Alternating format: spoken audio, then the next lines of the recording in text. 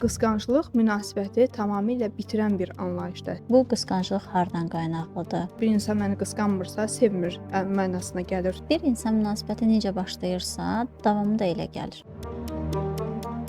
Ətrafından heç bir əlaqəsi yoxdur. Mən səni qısqanmıram, qısqanclığa görə deyil bu. Sadəcə səni görmək istəyirəm. Bu sindromu yaşayan insanlar heç vaxt özündə o günahı görmürlər. Sadəcə onların geyindirdiyi bir don var. Mən sevirəm. Mənim davrandığım kimi qarşı tərəf mənə davranarsa, mən münasibətdə nə dərəcədə xoşbəxt olaram, amma buna dürüst şəkildə cavab verin. Şəxsi zonalarını sərhədlədikləri üçün artıq bir-birlərinə qarşı bir soyuma baş verir. Təki söz-söhbət çıxmasın, gəlir evə. Heç yerə getmir, heç kəslə görüşmür. Bu qısqanclığı yaşayan və yaşadan hər kəs öz üzərində işləməlidir. Sən məndən arandakı nə gizlin var ki, hələ səsi bağlayırsan və yaxud da ki, heç zəngdə qalmaq istəmirsən? Orada gizlədilən bir şey yoxdur. Sadəcə özümə məxsus bir zamandır və o zamanı mən tamamilə rəfiqələrimə fokuslanaraq keçirmək istəyirəm.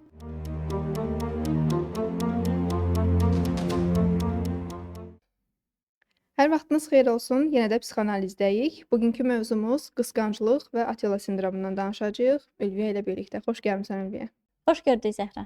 Münasibətlərdə söhbət gedəndə hər zaman qısqanclıq deyilən bir anlayış var və çox ailələr bunun üzərində dağılır, çox münasibətlər bunun üzərində dağılır və eyni zamanda bir insan sevirsə qısqanmalıdır və sevginin əsas simvolu qısqanclıq olaraq görülür. Bu görülsə də eyni zamanda qısqanclığa görə dağılan ailələr var, ayrılan cütlüklər var. Qısqanclıq haqqında nə deyə bilərsən? Həqiqətən bir insan əgər sevirsə, onun simvolu həqiqətən də qısqanclıq olmalıdır? Sən də qeyd elədiyin kimi, adətən əgər qısqanclıq varsa, sevgi var deyə düşünülür. Ancaq qısqanmaqla qarşı tərəfi sərhədləmək arasında bir fərq var. Qısqanclıq deyəndə həmin insanın bütün həyatına müdaxilə kimi baxılır. Ora gedə bilmərsən, bura gedə bilmərsən, rəfiqələrinlə görüşə bilmərsən, telefonda sosial şəbəkələrdən istifadə edə bilmərsən kimi sərhədləmələr olur. Bu qısqanclıq deyil, artıq şəxsin öz seçimlərinə qarşı çıxmaq, onun sərhədlərini aşmaqdır.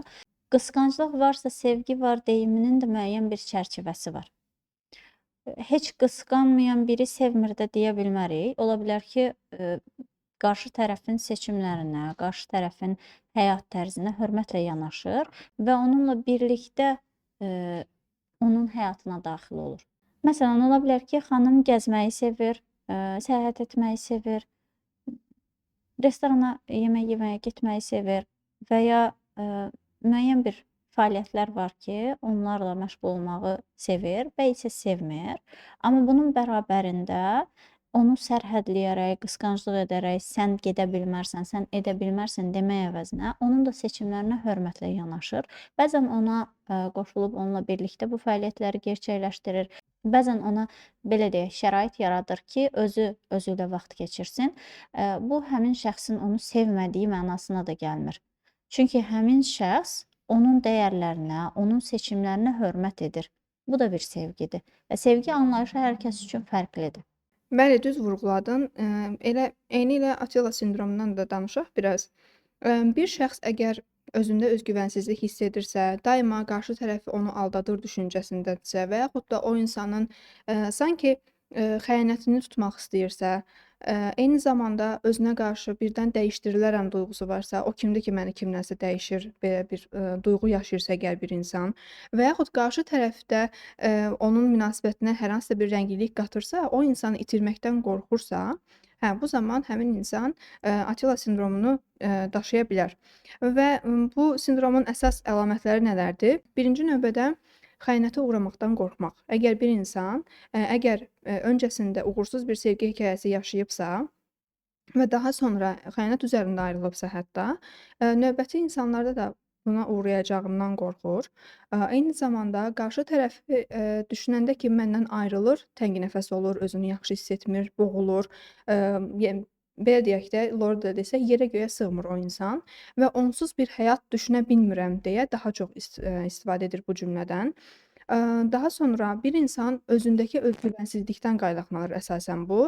Bayaq da dediyim kimi dəyişdirilməkdən əgər qorxursa bir insan, hə, o zaman, bu sindromdan əziyyət çəkə bilər. Bəzən olur ki, xanımlarımız bunu yanlış anlayır. Bəy əgər deyirsə ki, mən sənsiz yaşaya bilmərəm, mən sənsiz ölürəm, ayrılmaq sözü deyəndə boğuluram, özümü yaxşı hiss etmirəm və qızlarımız da "Vav, bu insan məni sevir" deyir və bu çox, səhv bir yanaşmadır əslində. Çünki bu sindromdan əziyyət çəkən insanlar növbəti etaba keçdiyi zaman, bunlar hələ üzdə olan etaplarıdır təbii ki. Növbəti etaba keçəndə artıq, başlayır, onu günahlandırmağa. Mənə xəyanət etdin, o insan sənin yanında niyə oturdu, o insan sənə nə söz deyirdi, sən məndən nələrsə gizlədirsən, sən məni kiməsə dəyişirsən, kimlənsə yazışırsan, hətta təhdid etməyə başlayır, daha sonra şiddətə keçir, təhqir etməyə başlayır şəxsiyyətinə yönəlik, və bu artıq, qarşısı alınmaz bir vəziyyətə gəlir çıxır və qızlarımız daha çox qısqanclıq duyğusunu, biz verilişin əvvəlində dedik ki, əgər bir simvoldur və qısqanclıq olmasa münasibət yoxdur. Əgər bir insan məni qısqanmırsa, sevmir, mənasına gəlir deyə səsləndirirlər. Bu qətiyyən belə deyil. Qısqanmağın kökü nədir? Qısmaq. Bir insanın həyatını əlindən alacaq dərəcədə bir insanı qısırsansa, bir insanın həyatına gələrək ona nələrsə qatmaq əvəzinə ondan nələrsə alırsansa, məsələn, biz, seanslarda sən özün də şahid olursan ki, bir insan çox sosial çevrəsi var, gəzməyi sevir, tozmağı sevir və yaxud çox gözəl bir iş xanımıdır, amma tamamilə evə qapılır. Daha sonra, üzə çıxmaq istəmir, insanlarla danışmaq istəmir, onlarla görüşmək istəmir. Çünki hər dəfəsində belə bir görüşlərin sonrasında bu insan, günahlandırılır. Bəy sənin yanında niyə gəldi oturdu? Sən ona nə dedin? Sən ona baxdın, sən ona söz dedin. Sanki bir insan nəfəs alanda belə qarşı tərəfdən icazə almalıdır bir vəziyyətə gəlir çıxır. Qısqanclıqla Otella sindromu arasındakı fərq əslində budur. Qısqanclıq təbii ki, hər kəsə məxsus bir duyğudur. Kimisi bunu sağlam şəkildə idarə edə bilir, kimisi isə bunun, qurbanı olur. Yəni qısqanclıq onu idarə edir, münasibəti qısqanclıq idarə edir. Bəzən olur ki, çox gözəl şam yeməyinə gedirlər birlikdə və o qədər, bir insan təəssüf hissi ilə, geri qayıdır ki, ağlayaraq geri qayıdır, təhqir olunaraq geri qayıdır, şiddət görərək və təhdidə məruz qalaraq evə qayıdır. Bu insana, verilən hər bir hədiyyə, ona ayrılan hər bir vaxt artıq yoxmuş kimi davranılır. Çünki, qısqanclıq münasibəti tamamilə bitirən bir anlayışdır əslində. Dəyişim deyəndə sən məni dəyişmək istəyirsən, bu mənim xoşuma gəlmir kimi ifadələr işləndikdə əslində bizim burada nəzər yetirməmiz olan bəzi məqamlar var. Cütlük olaraq deyil, tək olaraq həyatımızı davam elətdirirdik və bizim vərdişlərimiz var idi. Ancaq qəbul eləməliyik ki, münasibətin də özünün məsuliyyətləri var və biz əgər həyatımıza birini alırıqsa, həmin insanla bir münasibət qururuqsa, müəyyən qədər o vərdişlərimizdə də dəyişikliklər olacaq. Əgər biz heç bir dəyişim göstərməyəcəksə, yenə də tək olaraq vərdişlərimiz necə idisə, tək gəzirdik, tək nələrsə edirdiksə, yenə də eyni şəkildə davam etdirəcəksə, təbii ki, bu bir münasibət deyil. Dəyişən bir şey yoxdur. Yenə əvvəl necə idinsə, eyni vərdişlərlə davam elətdirirsən. O halda dəyişim düzgün qəbul olunar ki, məcburiyyət olmadan. Qarşı tərəfə mən bunu istəmirəm, bunu etmirsən şəklində qadağalar qoyaraq deyil, birlikdə oturub müzakirə edərək. Biz birlikdə bir yola çıxırıq. Mənim münasibətdən gözləntilərim bunlardır. Sənin münasibətdən gözləntilərin bunlardır. Biz necə addımlamalıyıq? Necə birlikdə vərdişlər yarada bilərik? Birlikdə nələr eləyə bilərik? Birlikdə gəzintiyə çıxa bilərik, yeməyə çıxa bilərik, kinoya gedə bilərik. Hətta vacib deyil ki, bu maddi fəaliyyətlər olsun. Ailələr birlikdə oturub evdə sadəcə film izləyə bilər. Yəni bunun üçün böyük bir maddiyyata ehtiyac yoxdur. Sadəcə çay süzüb oturub söhbət eləyə bilərlər. Bunun üçün böyük bir maddiyyata ehtiyac yoxdur. Birlikdə keçirəcəkləri zamanı artıra bilərlər. Və burada da vərdişlər dəyişməyə başlayır. Cütlük olaraq vərdişlər formalaşır. Biz tək olaraq davam etmirik. Bu arada sözünü kəsəcəm, üzr say. Sən deyirsən ki, məsələn, bir insan əvvəl fərd idi, daha sonra isə cüt olur və ona uyğun davranışlar sərgiləməlidir, birlikdə gəzmək və s. Bəzən bunun dozunu belə qaçırdırlar. Sevgi münasibəti yaşayan hər iki şəxs də sadəcə mənimlə əylənməlisən, sadəcə mənimlə gəzməlisən, mənimlə yeməlisən, mənimlə içməlisən və bu insanın şəxsi komfort alanı olmur artıq. Bu insan, məsələn, bir qız öz rəfiqələri ilə harasa gedib şam yeməyi yeyə bilmir. Həmin an nə olur? Günahlandırılır ki, mənlə gedə bilərdin və yaxud, kinoya gedə bilmir, deyir mənlə gedərdin və yaxud elə bu bəylərə də məxsusdur. Bir xanım bir bəyi göndərə bilmir. Futbola gedəndə deyir ki, mənlə bərabər gedə bilərdin, niyə dostlarınla getdin? Yəni bu şəkildə artıq münasibətlərdə bəzən olur ki, biz o ipin ucunu qaçırdırıq. Harda durmalı olduğumuzu, harda qadağaların qoyulduğunu və qadağalar deyilən bir şey də yoxdur. Çünki biz uşaqlıqdan, doğulandan qadağalarla böyümüşük zaten. Bu olmaz, onlar olmamalıdır, qız uşağı etməməlidir, oğlan uşağı bunu etməməlidir və bu şəkildə artıq qınaq obyektinə çevrildiyinə görə münasibətdə artıq bir insan relaks olmağı bacarmalıdır, özü kimi olmağı bacarmalıdır. Mənim bu etdiyim davranışın arxasında hansı səbəb var, bunu qarşı tərəf bunu görməlidir. Hər dəfə özünü izah etdiyin bir münasibətin içərisindəsənsə, hər zaman dəyişdiyin, özünü dəyişdirdiyin bir münasibətin içərisindəsənsə, o zaman sən hardasa tükənmişlik sindromuna gələcəksən. Bir insan bunu idarə etməyi bacarmalıdır. Əgər mən bir münasibətin içərisindəyəmsə, mən bütün fəaliyyətlərimi sevgilimlə, həyat yoldaşımla etməli deyiləm. Mənim də öz şəxsi komfort alanım var. Eyni zamanda yoldaşımın, sevgilimin də öz şəxsi komfort alanı olmalıdır. Eynilə Zəhra, səninlə tamamilə razıyam. Cütlüklər bu şəkildə hər şey mənimlə olmalıdır, mənimlə bu fəaliyyətləri gerçəkləşdirməlisən deyərək biraz da münasibətə zərər vururlar. Bir-birləri üçün darıxacaqları bir zaman olmur. Çünki günün 24 saatı demək olar ki, birlikdədirlər. Səhər açılandan görüntülü zənglə başlayır. Burada pis bir şey yoxdur, günü birlikdə başlayırlar. Amma bu proses bütün gün ərzində davam edir. Hardasan, görüntünü aç. Nə edirsən, görüntünü aç. Yanında kim var, görüntünü aç. Və bu şəkildə davam edən münasibət təbii ki, sənin özünə aid bir şəxsi zonan yoxdur. Oradan tamamilə uzaqlaşmısan. Hətta çay içəndə belə, yemək yeyəndə belə telefonu nəyəsə söykədib qoyursan və yemək belə birlikdə yeyilir, çay belə birlikdə içilir. Bunların müəyyən bir dozda olması yaxşıdır. Amma o dozu aşandan sonra artıq münasibətə ciddi zərərlər verir. Bütün həyatını qarşı tərəfin, o zaman biz deyə bilmərik ki, burada həqiqətən bir-birlərini sevən iki şəxs var. Burada daha çox özünü sevən bir şəxs var və eyni zamanda digərini sərhədləyən, onun həyatının tam ortasında olan biri var.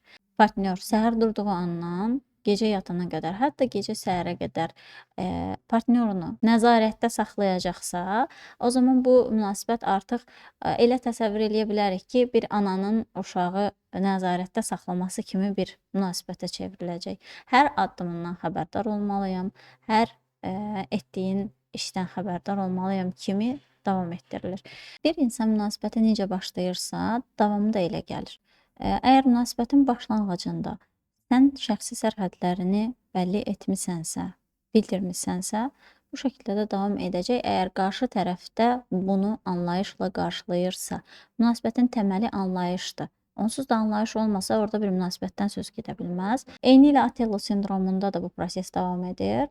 Yəni əgər o mənim həyatımdan gedərsə, mən onsuz yaşaya bilmərəm. O olmasa mənim həyatımda heç bir mənası yoxdur. Mən işləyə bilmərəm. Mən həyatımı davam elətdirə bilmərəm. O insansız mənim həyatım tamamilə mənasızdır. Burada həmin şəxsin özünə dəyər vermədiyini görürük, özünü sevmədiyini görürük, həyatının mərkəzində partnyoru olduğunu görürük. Bu artıq biraz da sevgidən çox bağlılığa keçid eləyir, asılılığa keçid eləyir. Demək olar ki, bu sindromdan əziyyət çəkənlərimiz çoxdur. Ona görə də istəyirəm biraz da sindromdan necə qurtula bilərik o barədə danışaq. Ondan öncə deyim ki, Atilla sindromu hər kəsdə görülmür. Yəni hər qısqanclıq yaşayan bir insan bu sindromdan əziyyət çəkir deyə bir anlayış yoxdur. Bu sindromun əgər əlamətləri varsa, bayaq sadaladığım əlamətləri varsa və eyni zamanda bunun yaranma səbəbi də var. Yəni bir insan əgər özgüvənsiz şəkildə böyüyürsə, valideynləri hər zaman onun uğurunu görmürsə, onu günahlandırırsa, bir evin günah keçisi həmin şəxs olubsa uşaqlıqda və artıq bu insanın sevgi dili nədir? Yalnız qarşı tərəfi günahlandırmaq. özünü isbat eləməyə çalışmaq, özünü isbat etdikcə bir insana bağlılığın duyulması, və, bayaq sən deyirsən ki, məsələn, səhərdən axşama qədər görüntülü danışırlar və yaxud da zəngli danışırlar, onu idarə etməyə çalışır. Axı bu uşaq anadan bunu görüb, valideyndən bunu görüb və, bu insan elə bilir ki, qarşı tərəfi əgər bir münasibətin içərisində nəzarətdə saxlamasa, bu insan onun əlinin içindən uçub gedəcək. Və bu insanın özünün özünə qarşı olan güvənsizliyindən yaranır və əksəriyyəti bu, şizofrenlərdə də ola bilər, asıllıq yaşayan insanlarda, narkotik asılılığı, alkoqol asılılığı bu səbəb də ola bilər ATL sindromu üçün. Eyni zamanda uşaqlıqdan gələn, travmalar da bu sindromun yaranmasına səbəb ola bilər. Eyni zamanda sevgi dilini ala bilməyən və sevgi dilini verə bilməyən, sevgi dilindən ümumiyyətlə anlayışı olmayan şəxslərin əksəriyyətində bu sindrom ola bilər və eyni zamanda itirmə qorxusu yaşayan insanlarda da bu sindrom, yəni özünü göstərə bilər. İtirmə qorxusu dediyimiz, məsələn, maddi olaraq itirmək, əlindəkiləri itirmək. Məsələn, bir insan deyir ki, mən maddi, vəziyyətimi itirmişəm, biznesimi, itirmişəm, öz şəxsi statusumu itirmişəm, özümə qarşı olan güvənimi itirmişəm. Heç olmasa münasibətimdə yarıyım, münasibətimi itirməyim. Bu şəkildə deyilir və həqiqətən də bu insan artıq qorxduğunu yaşayır. Ondan nə qədər qorxur ki, bu insan ondan getməsin, amma ona bir səbəb yaradır. Ona bir şərait yaradır ki, məndən get. Amma getdiyi zaman da qarşı tərəfi günahkar bilir ki, məndən getdi. Amma bu insan özünə baxmır ki, mən onu nə dərəcədə sıxmışam. Mən onun yeməsinə, içməsinə, geyiminə, hətta bir insan makiyaj edəndə belə icazə alır. Mənim o qədər elə pasiyentlərim olub ki, məsələn, makiyaj etməyə qoymur, aksesuar istifadə etməyə qoymur, qısa paltar geyinməyə icazə vermir, rəngli paltar geyinməyə icazə vermir, daha diqqət çəkicisən. Hətta kabluk, geyinən qadınlarımız ki var, iş xanımlardır. Onlar sadəcə gündəlik ayaqqabılardan istifadə edirlər, kabluk geyinə bilmirlər. Niyə? Çünki yoldaşı icazə vermir, sevgilisi icazə vermir.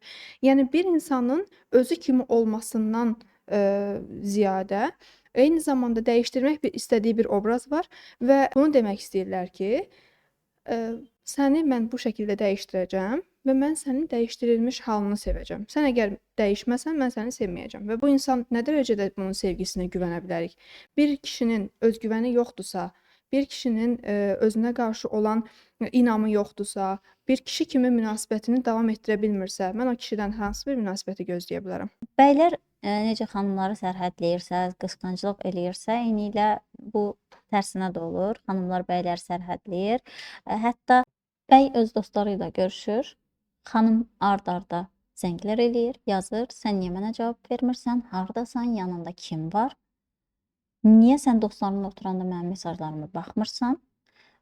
Burada xanım da bəyin şəxsi zonasına müdaxilə elədi və bunun bərabərində inamsızlıq edir. Görüntünü aç baxım və ya şəkil çək baxım ətrafında kimlər var. Və münasibət bu şəkildə davam edəndə xanım düşünür ki, mən onunla daim maraqlanmasam, yazmasam, axtarmasam, ona qarşı belə qısqanclıqlar etməsəm, o zaman o məni unudar, mən onun həyatında olmaram, məndən ayrılar. Gəlib bu qorxulara gətirib çıxarır.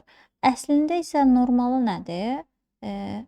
Onun şəxsi zonasına hörmətlə yanaşsa, dostları ilə keçirdiyi zamanda onu narahat etməsə, onsuz da əgər normal bir münasibətdən söhbət gedirsə, bəy dostları ilə müəyyən bir neçə saatlıq zamanını keçirdikdən sonra gəlib öz partnyoru ilə də o zamanını da keçirdəcək, onunla maraqlanacaq da. Ard-arda gələn mesajlar daha da münasibətdə bir qıcıq, bir aqressiya yaradır. Sən hardasan, niyə cavab vermirsən? Mən sənin üçün darıxıram. Bəzən hətta sevgililik dönəmində xanım bəyin evə getməsini gözləyir. Gecə 3-ə, 4-ə, 5-ə qədər o evə getmədən yatmır. İlk növbədə özünü düşünmür, öz yuxusundan qalır. İkinci növbədə o gecə 3-ə, 4-ə, 5-ə qədər mesajlar davam eləyir, zənglər davam eləyir və münasibətdə konfliktlər daha da artmağa başlayır. Bəy də gəlib deyir ki, mən dostlarımla zaman keçirirdim, sən mənə imkan vermirsən ki, mənim özümə aid zamanım olsun və bunun bərabərində də bəzi hallarda bəylər vurğulayırlar ki, mən düşünürdüm ki, sən özünü sevən və özünə güvənən xanımsan, mən səni belə bilmirdim və burada da istər-istəməz xanım bəyin gözündən bir pillə aşağı düşür. Özünə hörmət etməyən, özünü sevməyən, özünə dəyər verməyən bir xanım olaraq formalaşır və niyə onun üçün darıxsın, niyə onun üçün zaman sərf eləyib onu axtarsın? Onsuz da onu axtarırlar. Ard-arda zənglər, mesajlar onsuz da davam eləyir və bəyin darıxması üçün, bəyin onu axtarması üçün bir zaman yoxdur. Onsuz da 24 saat xanım onu axtarır. Bayaq sənin çəkdiyin misalın tam əksini deyim mən sənə. Bəy özü futbola gedir, dostları ilə birlikdə əylənir, onlarla vaxt keçirdir, amma xanımı çölə çıxanda onu sıxboğaz edir. Yəni, hara getdin, hardan gəldin, niyə zəngimi açmırsan, yanında kim var, niyə onlara başın qarışdı, mən yaddan çıxdım və sair deyə, özü etdiyi davranışı artıq qarşı tərəfi günahlandıraraq, irad bildirir və həmin insanın şəxsi komfort alanına daxil olur. Niyə məsələn bir bəy özünə qarşı bu hörməti gözləyir, amma o hörməti qarşı tərəf etmir? Çünki bu şəraiti həmin xanım yaradır. Bayaq dedik axı münasibətin təməlində hər şey necə qoyulursa, elə də davam edir və onsuz da toksik münasibətlərdə tərəflərdən biri özünü daha üstdə tutur. Öz seçimləri, öz qərarları, özünün keçirəcəyi zaman daha önəmlidir. Digəri isə onun idarəsində olmalıdır və bu idarəedici tipdə gedən münasibət təbii ki, sağlam bir münasibət olmayacaq. Mənə olar, sənə olmaz tipində davam etdiriləcəksə, o zaman bir yerə qədər bu davam eləyəcək. Bir yerdən sonra xanım yorulacaq. Mən də istəyirəm ki, dostlarımla, rəfiqələrimlə rahat əyləşim. O zəngdə qalmayım, görüntüdə qalmayım. Hətta görüntüdə də qalırlar ki, orada nə danışıldığı eşidilsin. Sən rəfiqələrinlə nə söhbət edirsən, onları da eşidim. Və burada sözünə qüvvət, deyir ki, sən məndən nə gizlin var ki, rəfiqələrlə danışırsan, amma məndən həmin o mövzunu gizlədirsən. Sən məndən arandakı nə gizlin var ki, hələ səsi bağlayırsan və yaxud da ki, heç zəngdə qalmaq istəmirsən? Burada anlaşılmayan yeganə məsələ budur ki, orada gizlədilən bir şey yoxdur. Sadəcə özümə məxsus bir zamandır və o zamanı mən tamamilə rəfiqələrimə fokuslanaraq keçirtmək istəyirəm. Mən səndən görüşmüşəm, oturmuşuq, çay içirik, söhbət eləyirik və görüntüdə bir şəxs dayanıb. Biz səninlə söhbətimizi onsuz da rahat davam elətdirə bilməyəcəyik, çünki əlavə bir şəxs var və bunun bərabərində də sənin fokusun burada deyil. O zaman sən mənlə deyilsən. Biz niyə görüşmüşük? Bu zamanda daha sonra sən artıq rəfiqələrinlə görüşməyəcəksən deyə bir qadağalar da qoyulur ki, sən onunla danışanda səsi bağladın, görüntünü bağladın, aramızda nəsə bir gizlin məqam var idi, ona dedin, mənə demədin və yaxud da onunla danışanda ona çox fikir bildirirsən, bütün fikrin onda olur, konsentren onda olur, mənə fikir vermirsən və bu şəkildə artıq zaman-zaman bir xanım və yaxud da bir bəy öz dostu ilə birlikdə vaxt keçirtməkdən çəkinir. Eynilə xanım öz rəfiqəsi ilə vaxt keçirtməkdən çəkinir. Burada çəkinir dediyimiz yenə söz-söhbət olacaq, yenə münasibətlərdə qırğın dava olacaq. Elə ən yaxşısı məsələn işdən evə gedim, rəfiqəmlə görüşməyim. Hətta bir neçə bəhanələr gətiririk biz həmin xanımla və yaxud da ki, o bəy öz dostu ilə görüşəndə. Və burada nə dərəcədə sağlam bir münasibət ola bilər və bir insan nə qədər buna dözə bilər? Bu əvvəl-axır bir yerdə qırılacaq zaten. Çünki bir insan bu qədər şəxsi zonaya girməsi, şəxsi zona deyəndə bəzən cütlüklər deyir ki, hətta qıcıq mənbəyi də olur bu cütlüklər arasında ki, necə yəni şəxsi? Biz bir-birimizlə həyatımızı bölüşürüksə, bizim bir-birimizin şəxsisi yoxdur, şəxsi bir dənədir. Xeyr, belə bir anlayış yoxdur. Necə ki biz özümüzə məxsus düşüncələrimiz var, özümüzə məxsus indiyə qədər yaşayış tərzimiz var idi. Təbii ki, bir insan münasibətin içərisində o istiqamət verəcək. Təbii ki, məsələn, aldığı qərarlarda qarşı tərəfi də bildirəcək. Eynilə münasibəti necə davam etdirmək lazımdırsa, sağlam şəkildə əgər məlumatı varsa, bunu edəcək. Amma bunun aşırısı təbii ki, çox ziyandır. Yəni bir insan hətta bayaq bir söz də dedin. Bir insan deyir ki, mən səni görmədən dayana bilmirəm və ona görə bütün günü görüntüdə dayanıram və buna belə bir don geyindirir əslində. Mən səni çox sevirəm, mən sənsiz qala bilmirəm, mən sadəcə səni görmək istəyirəm, ətrafından heç bir əlaqəsi yoxdur, mən səni qısqanmıram, qısqanclığa görə deyil bu, sadəcə səni görmək istəyirəm. Yaxşı, buna bir don geyindirilir, yoxsa həqiqətən həmin şəxsin sözünə inana bilərik? 24 saat görüntüdə qalmaq da normal bir şey deyil. Çünki sən daim o telefonda qalırsan və bayaq dediyim kimi, sən mənlə görüşmüsən, amma telefondasan, sən mənlə deyilsən. Əgər sən mənlə deyilsənsə, fokusun burada deyilsə, həmin insanın yanında da fokusun tam deyil. Nə orada deyilsən, nə burada deyilsən. Təkcə görüntüdən və sair danışmaqdan asılı deyil bu. Eyni zamanda bəylərimiz bəzən olur ki, xanım öz rəfiqə ilə görüşməyə gedəndə görür ki, o da dözmür, onunla bərabər rəfiqəsi ilə birlikdə oturur. Bu hətta olmasa artıq sərhədlərin çox aşılmasıdır. Birlikdə dost çevrəniz ola bilər. Ola bilər ki, cütlüklər olaraq birlikdə zaman keçirə bilərsiniz, amma bunun bərabərində bizim də səndən birlikdə keçirəcəyimiz bir zaman olmalıdır. İki rəfiqənin birlikdə hər kəsdən kənar, heç kəsin eşitməyəcəyi bir şəkildə keçirəcəyimiz bir zaman olmalıdır. Bu o demək deyil ki, həmin insanın bilmədiyi, sənin partnyorunun bilmədiyi bir mövzu var. Mənim sənlə keçirmək istədiyim bir zaman var və bu mənə xoş gəlir və orada bir ünsiyyət ehtiyacımı ödəyirəm, orada bir xoş dostluq ehtiyacımı ödəyirəm və bunu etməyəndə nə baş verir? Münasibətdə də problemlər baş verir. Mən ünsiyyət ehtiyacımı ödəmədim, dostluq ehtiyacımı ödəmədim, hardasa birlikdə zaman keçirmə, rəfiqəmlə birlikdə zaman keçirmə ehtiyacımı ödəmədim. O bayaq qeyd elədin, təki söz-söhbət çıxmasın, gəlir evə, heç yerə getmir, heç kəslə görüşmür. Gəlir evə neyniyir? Ya telefonda oturacaq, telefona baxacaq, ya televizora baxacaq, ya yatacaq.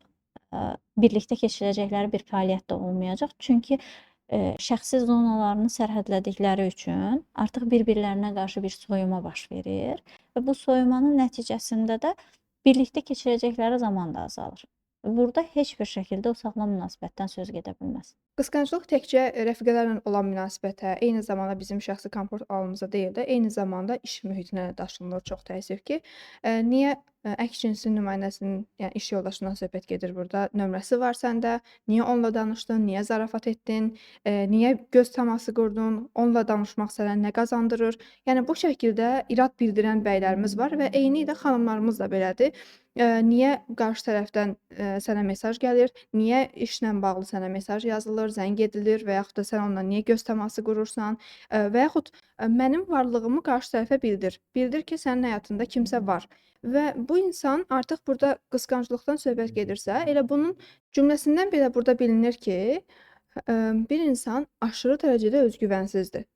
Yəni, niyə göz təması qurdun, niyə onunla danışdın, niyə, güldüz, onunla danışmaq sənə nə qazandırır? Bu kimi cümlələrin istifadə olunması artıq, qarşı tərəfin, özünə qarşı olan güvənsizliyindən irəli gəlir ki, birdən, əks cinsin nümayəndəsi, xoşlanarsa xanımımdan və yaxud da ki, bəydən və bu da təbii ki, konfliktlərə səbəb olur, aqressiyaya səbəb olur.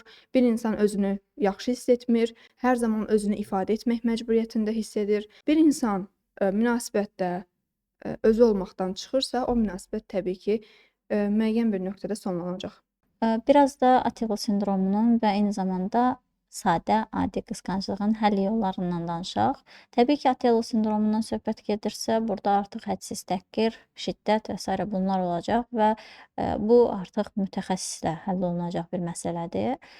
Sadə qısqanclıq məsələlərində isə əgər partnyor görürsə ki, qarşı tərəfi yorur, artıq çox sıxmağa başlayır, burada üzərində işləyəcəyi yeganə şəxs özüdür. Bu problemin kökünü tapmalıdır. Bu qısqanclıq hardan qaynaqlıdır? Uşaqlıqda qısqanclıqla bağlı hansı xatirələri var, hansı təcrübələri var? Bunlar aydınlaşdırılmalıdır. Ola bilər ki, uşaqlıqda bacı-qardaş qısqanclığı yaşanıb, uşaqlar arasında ayrı-seçkilik olub. Ola bilər ki, evə bir qonaq gəlib, ana uşağa deyib ki, o qonaqda oyuncağını ver qoy oynasın da. O qonaqdır, ona hörmətlə yanaşmaq lazımdır. Burada da bir qısqanclıq ortaya çıxır. Və ya uşaq bağçadadır, ya məktəbdədir. Onun bağçada, məktəbdə olduğu saatlarda evə bir qonaq gəlir. Ana və ya ata o qonaq gələn uşaq ağlayır, o oyuncağı istəyirəm, mən onu evə aparmaq istəyirəm dediyi üçün həmin oyuncağı uşağa verir və o uşaq aparır. Bağçadan, məktəbdən gələn uşaq isə gəlir görür ki, çox sevdiyi oyuncağı yoxdur. Ana, ata deyir ki, filan kəs gəlmişdi, çox ağladı, ona görə ona oyuncağı verdim. Burada başlayır o qısqanclıq mərhələsi, dəyərsizlik mərhələsi, özünün sevilməməsini, başqasının daha dəyərli olduğunu görməyə başlayır və təbii ki, bu uşaqlıqda öyrənilən o təcrübələr, uşaqlıqda öyrənilən o dərslər həyat boyu da davam eləyir. Valideynlər bunu kiçik bir adi bir hal kimi görsələr də, əslində böyük bir problemlərə gətirib çıxarır. Münasibətlərdə qısqanclığa gətirir, çıxarır, öz dəyərsizliyə gətirib çıxarır, özünün heç nəyi bacarmadığını düşündürməyə gətirib çıxarır. Ona görə də bu qısqanclığın həlli üçün hər kəs əvvəlcə bu qısqanclığı yaşayan və ya yaşadan hər kəs öz üzərində işləməlidir. Qısqanclığı yaşayan tərəf öz dəyəri, öz sevgisi və öz sərhədləri üzərindən işləməlidir. Qısqanclığı yaşadan tərəf isə bu qısqanclığın təməlində, kökündə nələr durur, onlara aydınlaşdırılmalıdır. Eynilə Atilla sindromunun əziyyət çəkənlər də, qısqanclığı da yaşayanlar, qısqanclığın ən pik həddi Atilla sindromudur. Bir insan özünün sərhədlərini, qarşı tərəf ona necə davranmalıdır, bunu bilmirsə, avtomatik olaraq öz sərhədlərini də qoya bilməyəcək ortaya. Və buna görə də artıq sanki münasibət varsa, hər ikisi də hər gün birlikdə olmalıdırlar, birlikdə yeməlidirlər, birlikdə içməlidirlər. Bunların hər birini çox yanlış şəkildə yaşayırlar və eynilə bəzən bu sindromdan əziyyət çəkənlərin əksəriyyətinin düşüncəsi də bu olur ki, valideynindən görmədiyi sevgini qarşı tərəfə, partnyoruna yükləyir və valideynindən görmədiyi o qayğını, diqqəti, bəzən olur ki, 1 saat zəngsiz qalanda mənə niyə zəng etmədin, mənə niyə qayğı göstərmədin, məni niyə sevmirsən? Bu kimi şikayətlər olur və avtomatik olaraq qarşı tərəf bu insan elə hiss etməsin deyə bəzən olur ki, heç istəmir, amma sevirəm deyir. İçindən gəlmir, amma onunla ilgi göstərir, qayğı göstərir. Niyə? Çünki qarşı tərəf küsməsin deyə, onu yargılamasın deyə, ona hansısa bir günahlandırma etməsin deyə başlayır artıq hər iki tərəf də rol oynamağa, oyun oynamağa. Hər iki tərəf də maskalanır, özü olmaqdan çıxdığına görə özünə məxsus olmayan, sadəcə qarşı tərəfi xoşbəxt etmək üçün hər hansısa bir davranışlar sərgiləməyə və bu da təbii ki, çox qısa müddətlik bir şeydir. Bu uzun müddətli olan bir şey deyil, çünki bir insan özü deyil burada və münasibətdə birinci növbədə sual verin ki, mən necə xoşbəxt olmaq istəyirəm? Mən xoşbəxt olmağın özünün də növləri var. Mən qısqanılaraqmı xoşbəxt oluram, yoxsa mənim şəxsi sərhədlərim tanınanda mı mən özümü xoşbəxt hiss edirəm? Bunların hər birinə fikir vermək lazımdır. Birinci növbədə özümüzü biz baxmalıyıq, analiz etməliyik. Mənim münasibətdən gözləntilərim nələrdir? Mənə bu qısqanclıq duyğusu ilk dəfə hardan gəlib? Kökünü araşdırmalıyıq. Əgər mən qarşı tərəfi qısqanıramsa, eyni zamanda itirməkdən də qorxuramsa, o zaman bu aralarındakı balansı necə qorumağı bacarmalıyam? Mənim davrandığım kimi qarşı tərəf mənə davranarsa, mən münasibətdə nə dərəcədə xoşbəxt olaram, amma buna dürüst şəkildə cavab verin. Çünki çox vaxt qısqanan bəylər və ya xanımlar mən çox yaxşı hiss edərəm deyə cavab verir, özünü aldadır. Çünki qarşı tərəfdən bunu gözlədiyi üçündür. Özünüzə qarşı ilk dəfə dürüst olun bu mövzuda. Mənim şəxsi zonama daxil olunursa, sərhədlənirəmsə, istədiyim kimi rəfiqəmlə otura bilmirəmsə, istədiyim kimi dostumla futbola gedə bilmirəmsə, bu bir münasibətin içərisində varsa, sevgililikdə, nişanlılıqda özünü göstərirsə, evlilikdə nə dərəcədə ola bilər? Evlilikdə də yəqin ki, günahlandırılaraq evlilik keçdiyinə görə artıq bir insan qarşı tərəfi xoşbəxt etmək üçün evdən çölə çıxmır, iş, ev, tükənmişlik sindromunu yaşayır. Və bunların hər biri toplamında yavaş-yavaş münasibətdən soyumaq, hər iki tərəf arasında aqressiyanın yaranmasına və o bağların qopması ilə nəticələnir. Günün birində qarşı tərəf mən səndən gedirəm, sən məni çox sıxdın, çox qısqandın, mənim özüm olmaqdan çıxdım mən bu münasibətdə deyərək münasibəti bitirir. Amma günahkar tərəf çox təəssüf ki, yenə də münasibəti bitirən tərəf olur. Çünki bu sindromu yaşayan insanlar heç vaxt özündə o günahı görmürlər. Sadəcə onların geyindirdiyi bir don var. Mən sevirəm. Sevirəm deyə belə edirəm. Amma sevgi bu deyil təəssüf ki. Belə Ülviyə, əgər hər hansısa bir əlavələrin varsa bura, əlavələrdən davam edək və yavaş-yavaş verilişin sonuna yaxınlaşırıq. Düşünürəm ki, Zara, artıq qısqanclıq və Atilla sindromu haqqında detallı danışdıq, simptomlarından danışdıq, həll yollarından danışdıq. İzləyicilərimizə demək istədiyim bir neçə söz var. Özünüzü sevməyiniz, özünüzə dəyər verməyiniz və eyni zamanda həyatınızın mərkəzinə özünüzü qoymağınız ən önəmli məqamlardan biridir. Əgər sağlam münasibət yaşamaq istəyirsinizsə, həyatımı onsuz təsəvvür edə bilmirəm deyil, onunla həyatım daha huzurlu, daha xoşbəxtdir deyə bilərik. Və əgər qısqanclıqdan əziyyət çəkirsinizsə, Atelo sindromundan əziyyət çəkirsinizsə, öncəliklə sadə qısqanclıqdırsa, bayaq qeyd elədiyimiz kimi özünüz həll etmək üçün cəhdlər göstərin. Alınmadığı təqdirdə təbii ki, mütəxəssisə başvurmalısınız. Ancaq Atelo sindromunda mütləqdir ki, bir mütəxəssislə bu problemin həllinə yol alasınız. Bir psixanalizin daha sonuna gəldik. Bizi izlədiyiniz üçün təşəkkür edirik. Gələn görüşlərədək.